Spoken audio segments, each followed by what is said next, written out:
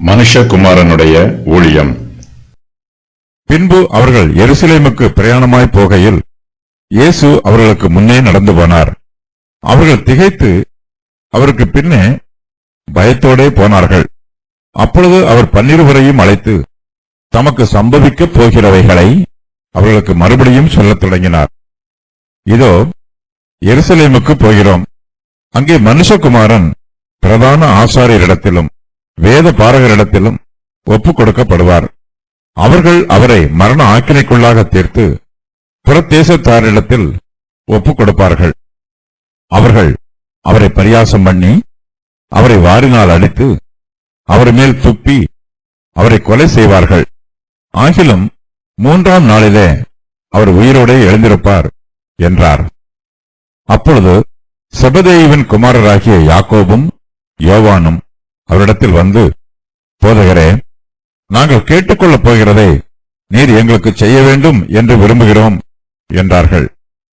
அவர் அவர்களை நோக்கி, நான் உங்களுக்கு என்ன செய்ய வேண்டும் என்று விரும்புகிறீர்கள் என்று கேட்டார். அதற்கு அவர்கள், உமது மகிமையிலே எங்களில் ஒருவன் உமது வலது பாரிசத்திலும் ஒருவன் உமது இடது பாரிசத்திலும் உட்கார்ந்திருக்கும்படி எங்களுக்கு அருள் செய்ய வேண்டும் என்றார்கள். இயேசு அவர்களை நோக்கி, நீங்கள் கேட்டுக்கொள்கிறது என்னது என்று உங்களுக்கே தெரியவில்லை. நான் குடிக்கும் பாத்திரத்தில் நீங்கள் குடிக்கவும் நான் பெறும் ஸ்நானத்தை நீங்கள் பெறவும் உங்களால் கூடுமா என்றார். அதற்கு அவர்கள் கூடும் என்றார்கள். இயேசு அவர்களை நோக்கி, நான் குடிக்கும் பாத்திரத்தில் நீங்கள் குடிப்பீர்கள், நான் பெறும் ஸ்நானத்தையும் நீங்கள் பெறுவீர்கள். ஆனாலும் என் வலது பாரிசத்திலும் என் இடது பாரிசத்திலும் உட்கார்ந்திருக்கும்படி எவர்களுக்கு ஆயத்தம் பண்ணப்பட்டிருக்கிறதோ அவர்களுக்கே அல்லாமல் மற்றொருவருக்கும் அதை அருளுவது என் காரியமல்ல என்றார். மற்ற 10 பேரும் அதை கேட்டு யாக்கோபின் மேலும் யோவானின் மேலும் எரிச்சலானார்கள். அப்பொழுது இயேசு அவர்கள் கிட்ட வரச் செய்து, பிரஜாதியாருக்கு அதிகாரிகளாக எண்ணப்பட்டவர்கள் அவர்களை இருமாப்பாய் ஆளுகிறார்கள் என்றும் அவர்களில் பெரியவர்கள் அவர்கள் மேல் கடினமாய் அதிகாரம் செலுத்துகிறார்கள் என்றும் நீங்கள் அறிந்திருக்கிறீர்கள். உங்களுக்குள்ளே அப்படி இருக்கலாகாது. உங்களில் எவனாகிலும் பெரியவனாய் இருக்க விரும்பினால் அவன் உங்களுக்கு பணிவிடைக்காரனாய் இருக்க கடவன். உங்களில் எவனாகிலும் முதன்மையானவனாய் இருக்க விரும்பினால் அவன் எல்லாருக்கும் ஊழியக்காரனாய் இருக்க கடவன். அப்படியே மனுஷகுமாரனும் ஊழியம் கொள்ளும்படி வராமல் ஊழியம் செய்யவும் அநேகரை மீட்கும் பொருளாக தம்முடைய ஜீவனை கொடுக்கவும் வந்தார் என்றார். இயேசு எருசலேமுக்கு போகிறார். பின்பு அவர்கள் எருசலேமுக்கு பிரயாணமாய் போகையில் இயேசு அவர்களுக்கு முன்னே நடந்து போனார். அவர்கள் திகைத்து அவருக்கு பின்னே பயத்தோடே போனார்கள். அப்பொழுது அவர் 12 அழைத்து தமக்கு சம்பவிக்கப் போகிறவர்களை அவர்களுக்கு மறுபடியும் சொல்லத் தொடங்கினார். இயேசு கிறிஸ்து தம்முடைய பாடுகளை குறித்து சீஷர்களிடம் முன்னறிவிக்கிறார். இயேசு கிறிஸ்துவும் சீஷர்களும் எருசலேமுக்கு போகிறார்கள். அவர்கள் பிரயாணமாய் போகையில் இயேசு அவர்களுக்கு முன்னே நடந்து போகிறார். இயேசு கிறிஸ்து பாடுகளை அனுபவிக்கும் வேளை நெருங்கி வந்திருக்கிறது. இதற்கு முன்பு இருந்ததை விட அவர் பாடுகளை அனுபவிக்கும் சமயம் இப்போது மிகவும் நெருக்கமாக வந்திருப்பதினால் அவர் எருசலேமுக்கு சீஷர்களுக்கு முன்பாக நடந்து போகிறார். இதை பார்த்து சீஷர்கள் திகைக்கிறார்கள். பயத்தோடு அவருக்கு பின்னே நடந்து போகிறார்கள். எருசலேமுக்கு போனால் என்னென்ன ஆபத்துக்கள் எல்லாம் வரும் என்று சீஷர்களுக்கு தெரியும். ஆபத்துக்களை சந்திப்பதற்கு இயேசு கிறிஸ்து பயப்படாமல் வேகமாய் போகிறார். இயேசு கிறிஸ்துவின் வேகம் சீஷர்களுக்கு கலக்கமாக இருக்கிறது. எருசலேமை பற்றி நினைக்கும் போதே சீஷர்கள் பயப்படுகிறார்கள். அவர்களுடைய நடை தள்ளாடுகிறது, பின்வாங்குகிறார்கள். ஆகையினால் இயேசு அவர்களுக்கு முன்பாக நடந்து போகிறார். நாமும் சில சமயங்களில் பாடுகளின் வழியாக பிரவேசிக்க வேண்டியது வரலாம். அப்படிப்பட்ட சூழ்நிலைகளில் பாடுகளை சந்திக்க முன்னேறி போன இயேசு கிறிஸ்துவையே நாம் நினைவு கூற வேண்டும், பயப்படக்கூடாது.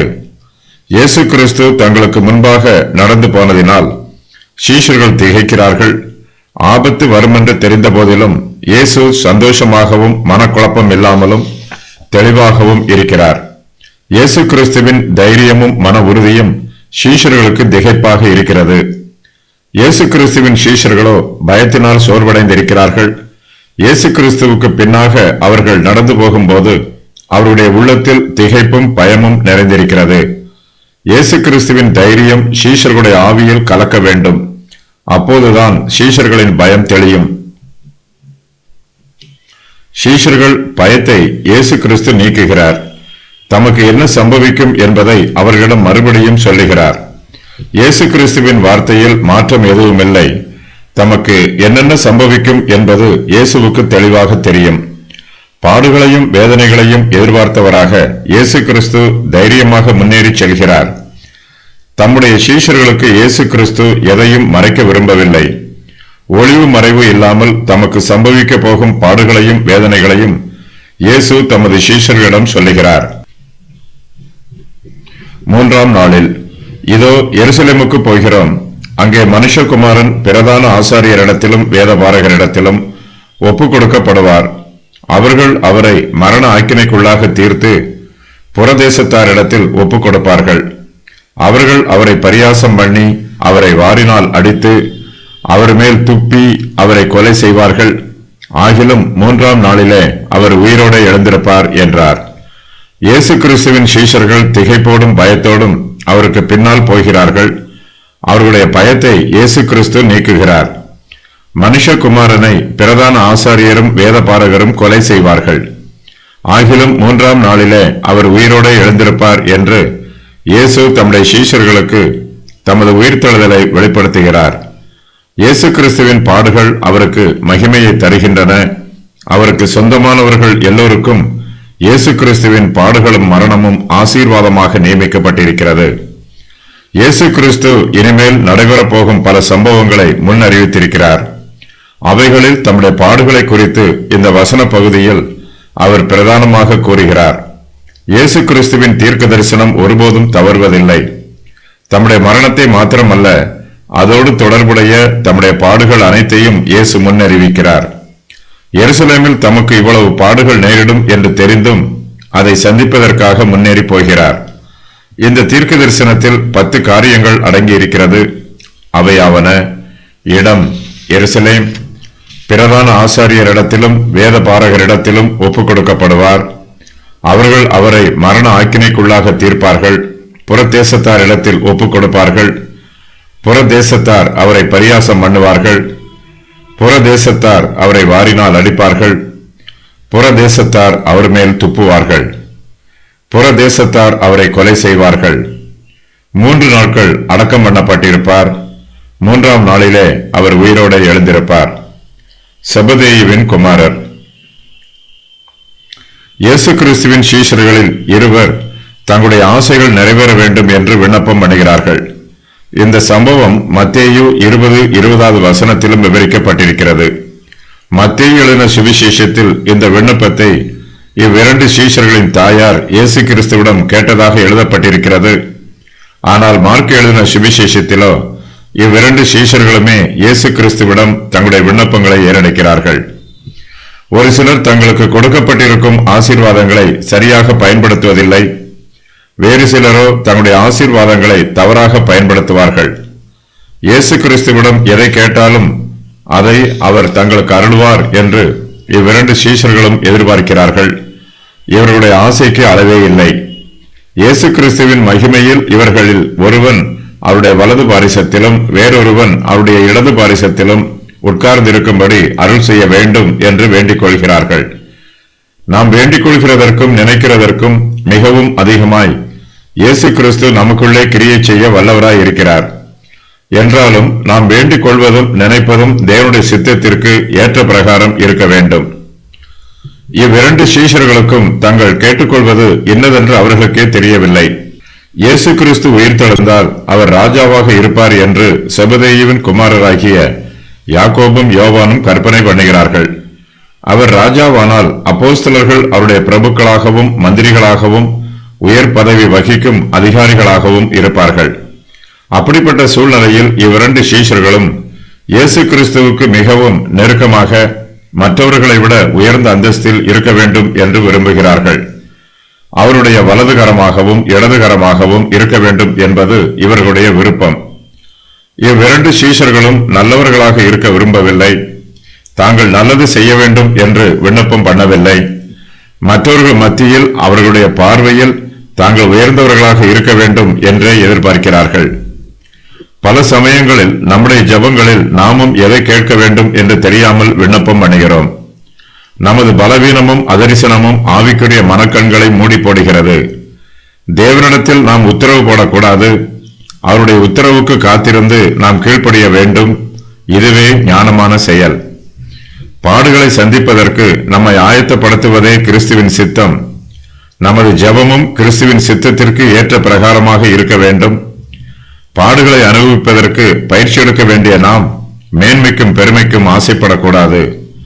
இயேசு கிறிஸ்துவோடு எப்படி பாடு அனுபவிப்பது என்பதை நாம் புரிந்து கொள்ள வேண்டும். இதை அறிந்து கொள்வதற்கு தேவனுடைய ஞானமும் கிருபையும் நமக்கு தேவை. இயேசு கிறிஸ்துவோடு நாம் பாடுபட்டால் அவரோடு கூட நாம் ஆளுகையும் செய்வோம். யாக்கோபும் யோவானும் இயேசு கிறிஸ்துவோடு எப்படி பாடுபடுவது என்பதை பற்றி அவரிடம் கேட்காமல் அவருடைய மகிமையில் பங்கு பெற வேண்டும் என்று மாத்திரமே கேட்கிறார்கள். கிறிஸ்துவின் பாடுகளில் பங்கு பெறாதவர்கள் அவருடைய மகிமையிலும் பங்கு பெற மாட்டார்கள். மற்றவர்களின் எரிச்சல். மற்ற 10 பேரும் அதை கேட்டு யாக்கோபின் மேலும் யோவானின் மேலும் எரிச்சலானார்கள். யாக்கோபும் யோவானும் கிறிஸ்துவின் மகிமையில் மேன்மையான இடத்தில் இருக்க வேண்டும் என்று விண்ணப்பம் பண்ணுவதை மற்ற 10 சீஷர்களும் கேட்கிறார்கள். அதை கேட்டு இவ்விரண்டு சீஷர்கள் மீதும் அவர்களுக்கு கோபம் உண்டாயிற்று. இவர்கள் மீது எரிச்சலாகிறார்கள்.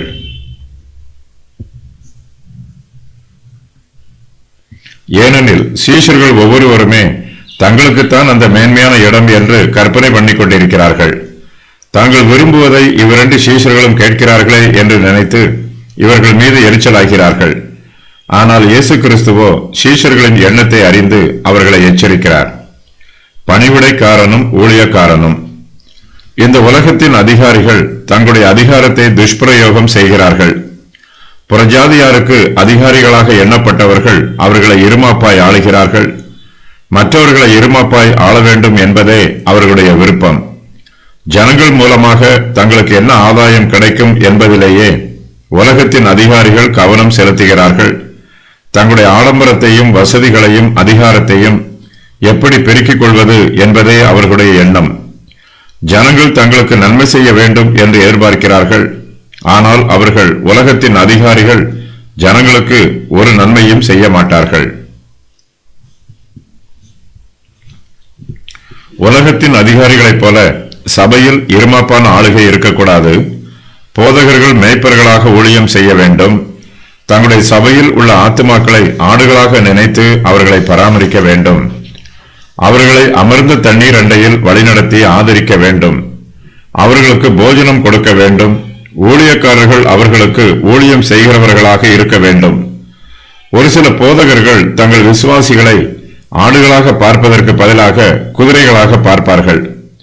ஆடுகளை அன்பாக மேய்ப்பதற்கு பதிலாக குதிரைகளை சவுக்கினால் அடித்து மேய்ப்பது போல சபையை நடத்துவார்கள். யாராவது முதன்மையானவனாக இருக்க விரும்பினால் அவன் எல்லோருக்கும் ஊழியக்காரனாக இருக்க வேண்டும். யாராவது பெரியவனாக இருக்க விரும்பினால் அவன் எல்லோருக்கும் பணிவிடைக்காரனாக இருக்க வேண்டும். முதன்மையானவர்களும் பெரியவர்களும் மற்றவர்களுக்கு நன்மை செய்ய தங்களை பிரதிஷ்டை பண்ண வேண்டும். நாம் பிறருக்கு பயனுள்ளவர்களாக இருக்க வேண்டும். இந்த சத்தியத்தை விளக்குவதற்கு இயேசு கிறிஸ்து தம்மையே முன்மாதிரியாக சீஷர்களிடம் கூறுகிறார். மனுஷகுமாரன் ஊழியம் கொள்ளும்படி வராமல் ஊழியம் செய்வதற்காகவே வந்திருக்கிறார். அநேகரை மீட்கும் பொருளாக தம்முடைய ஜீவனை கொடுக்கவே இயேசு கிறிஸ்து இந்த பூமிக்கு வந்திருக்கிறார். கர்த்தருடைய ஊழியக்காரர்களாகிய நாமும் ஊழியம் கொள்ளாமல் ஊழியம் செய்ய வேண்டும்.